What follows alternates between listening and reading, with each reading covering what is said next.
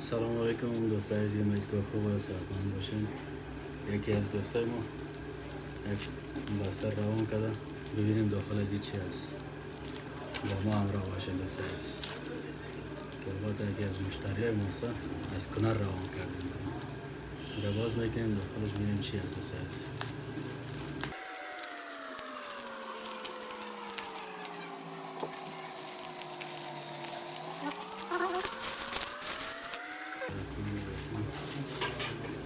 ماشاءالله ماشاءالله، چی جالب، ماشاءالله.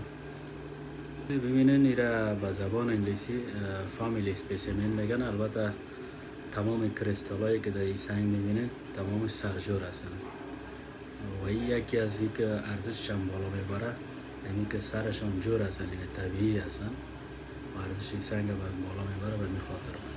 و به انگلیسی را کوارتز میگن و این سمپل هم فامیلی اسپیسیمن که فامیلی است، یعنی چندین دانه کوارتز در یک سنگ جمع است. این فامیلی اسپیسیمن میگن. دوستای این برنامه گوهرشناسی البته قسمت اول برنامه ماست. انشالله در برنامه های بعدی ما کوشش میکنیم انواع سنگ های مختلف، انواع سنگ های قیمتی را به شما با معرفی بگیریم.